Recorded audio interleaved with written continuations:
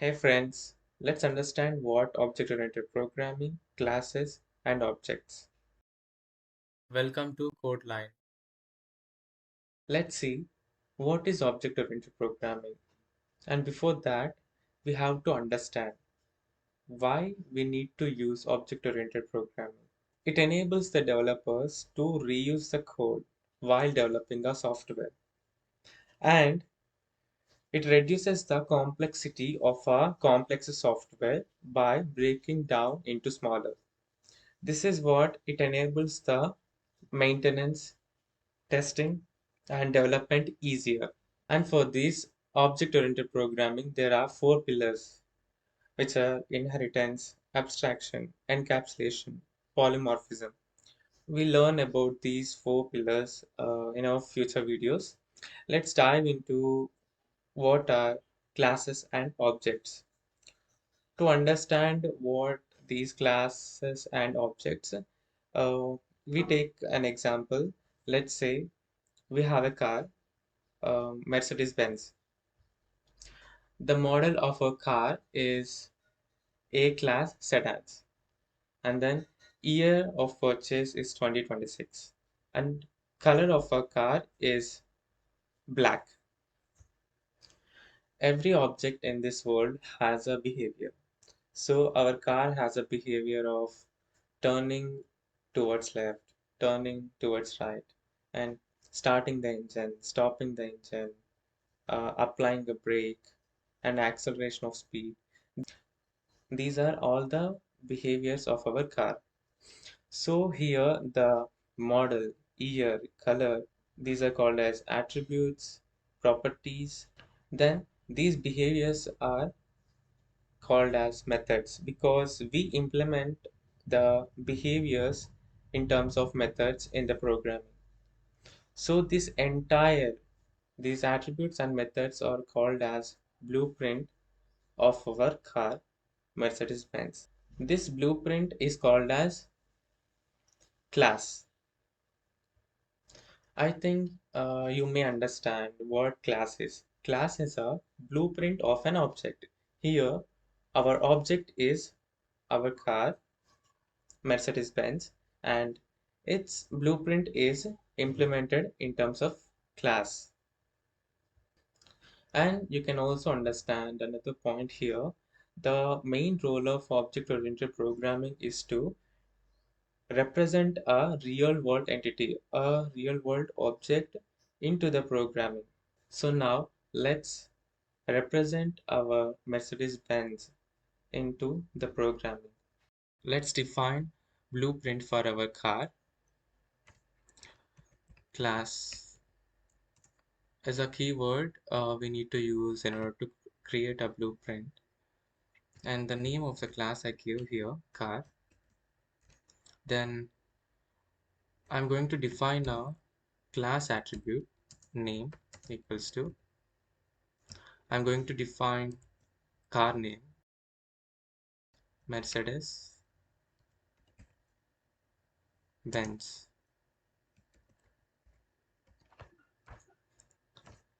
And now we need to define constructor. Its name is init. Inside we pass parameters self, then model. I'm going to pass all the attributes of our car, model, year, and color. This init constructor is used to initialize our attributes to the instance variables.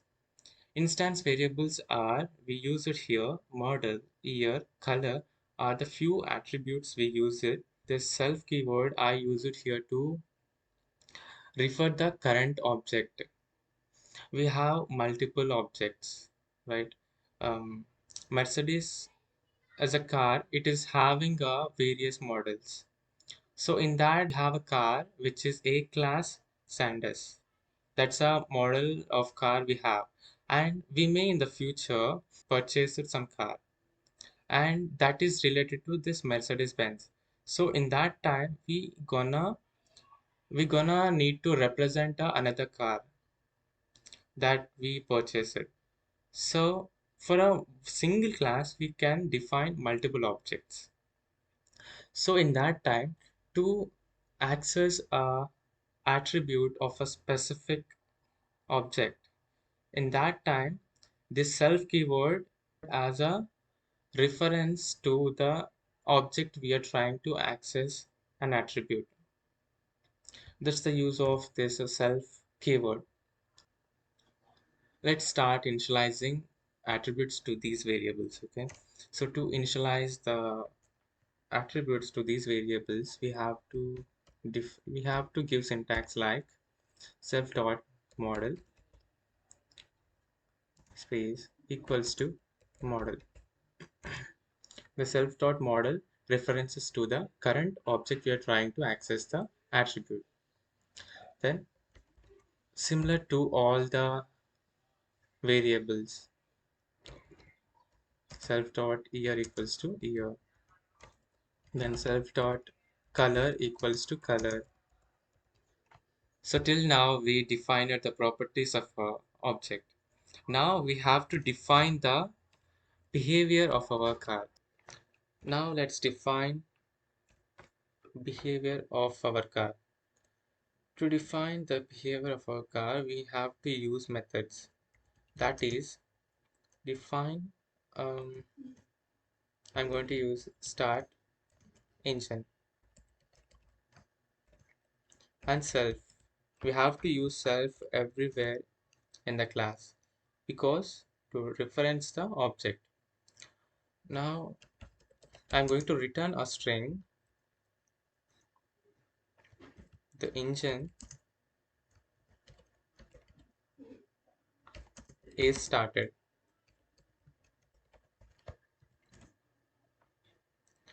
Now I'm gonna define another behavior. Stop engine, and again the self keyword I have used it. Now here I'm going to return another string to our method. The engine is stopped, and the next method turn left. Again self method to reference our object. Return turning left.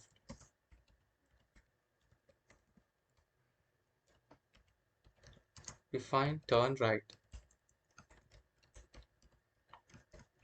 Again self keyword. Return turning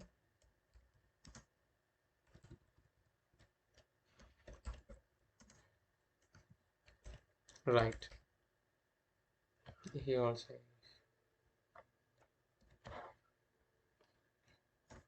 Now we successfully defined behaviors of our object. Now it is a time to create our object car Mercedes. In order to create the object of class, we gonna need to use the class name car and the model we need to pass. Here the model of our car is A class. Sorry, I need to keep it in a string. A class, that is sedans, and year is 2026.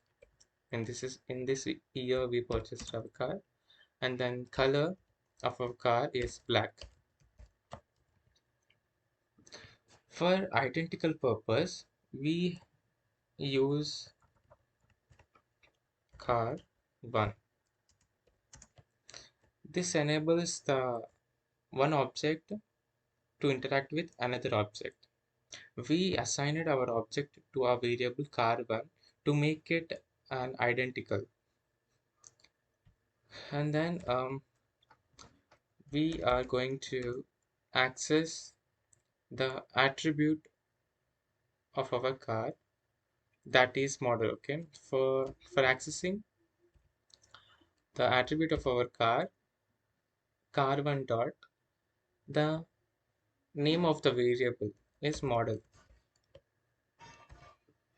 So if I save and run this program,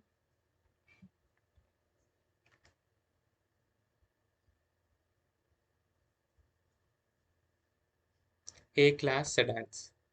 This is the way of accessing attributes of a object. So here this output shows the model of our car, and we can also access more instance variables, car1 dot color. So let me save and run. Black, we got black here, color of our car.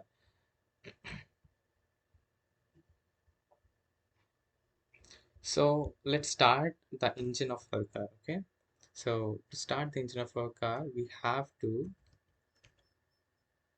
give variable of our car, that is car1 dot method start engine.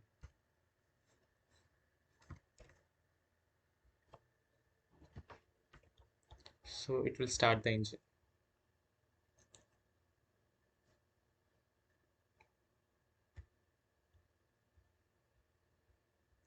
I have to give it in a print statement.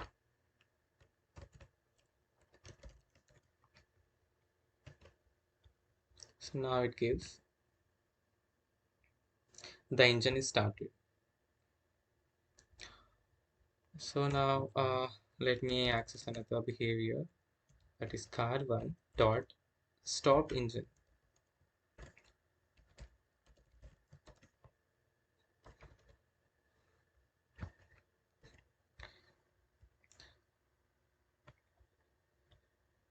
The engine is stopped, and let me turn my vehicle.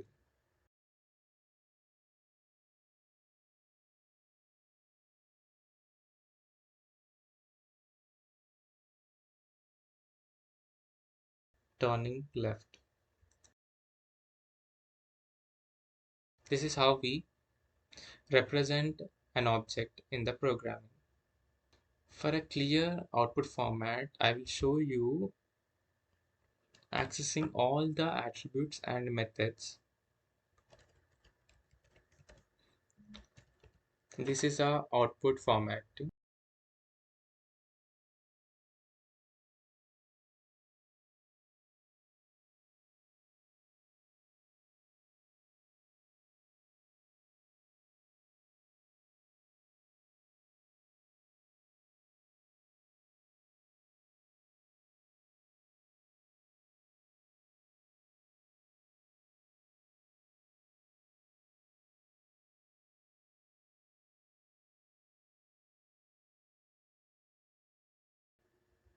This print statement accesses all the attributes of our car. Then let's print the methods. Let's print the methods.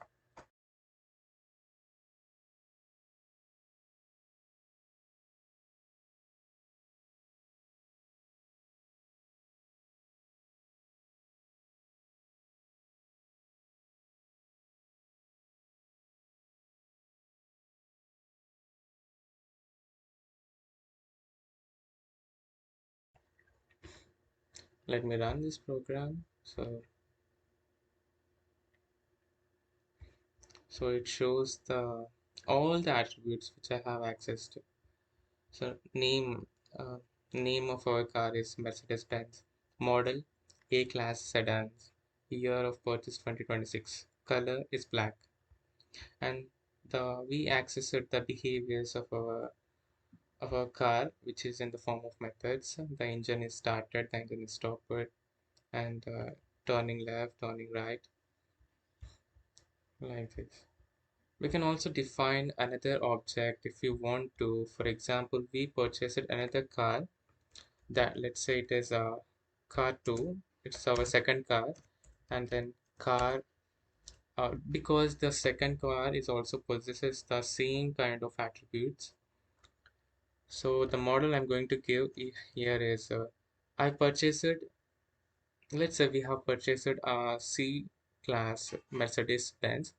So, so C class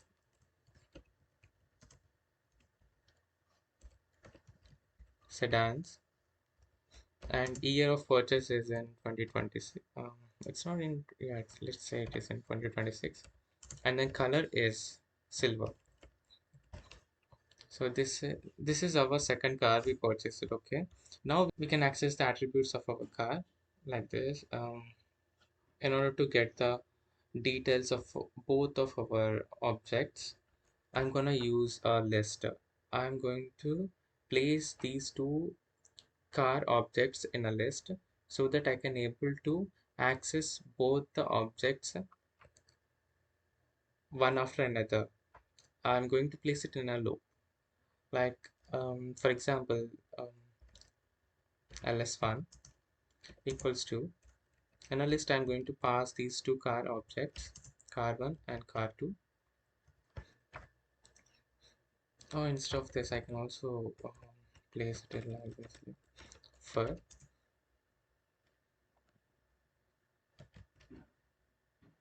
For car in,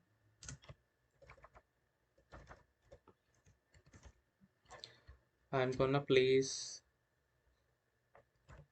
all of these statements in this for loop.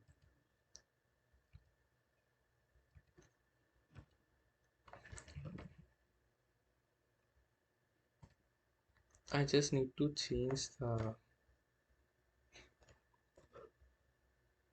this one thing.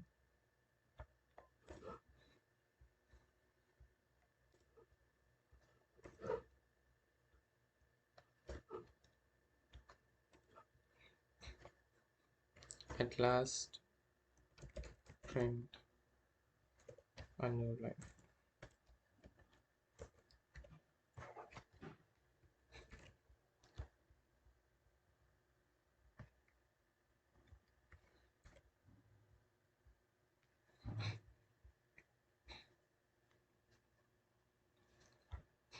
See, it gave us a Mercedes Benz model E class sedans year 2026, black color, engine is started, stopped, turning left, turning right. And then here our second car, Mercedes Benz model C class sedans, we purchased it in the year 2026, and color of our car is in silver. And the behaviors, these are like the engine is started, stopped, turning left, turning right. Like this we can create multiple objects for a single class if we define it.